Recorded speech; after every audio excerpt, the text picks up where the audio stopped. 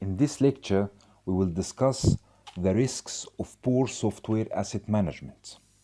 There are three main categories of risks that comes as a result of poor software asset management. The first category is financial risk, second, security risk, third, audit risk.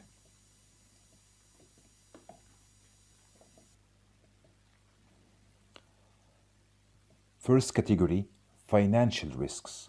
There are more processes that should be driven off asset data than most IT and finance leaders realize. A couple of the most obvious and direct examples are direct calculations and contracts with IT vendors. Most companies are charged an annual property tax on the value of the company's assets. Procurement and IT departments are usually pretty good about recording new assets when they are acquired, but less diligent about removing assets when they are disposed of. Poor asset management practices lead to an overstatement of the company's asset value, not claiming as much depreciation as the company is entitled, and the company overpaying property taxes. A similar thing happens with IT supplier contracts. Software licenses and vendor support contracts are based on the asset inventory data. If the asset data isn't correct and current, companies will find themselves paying for software and support that they don't really need. Second category, security risk.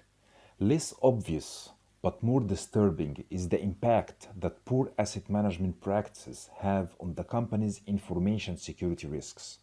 Without a clear picture of the IT assets you have, how do you know what exposure you have to security attack and how vulnerable you are? Some of the most important IT processes in modern companies are IT risk assessment, patching, and incident response. All of these processes make use of the asset management data to ensure completeness and sound decision making.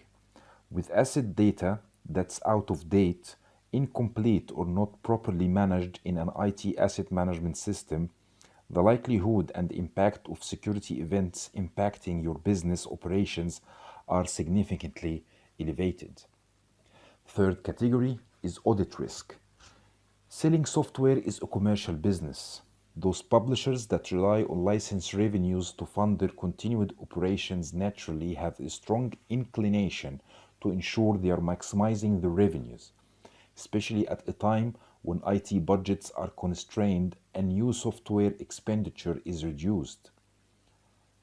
With over 60% of software vendors questioned saying they audited as one method of generating additional revenues.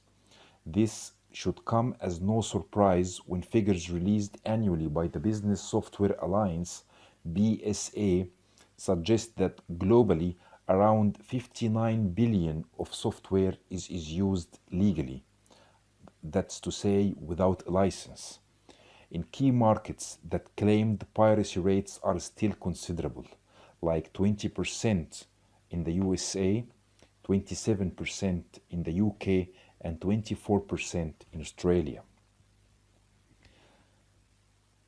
This will be all for that lecture, and see you next lecture.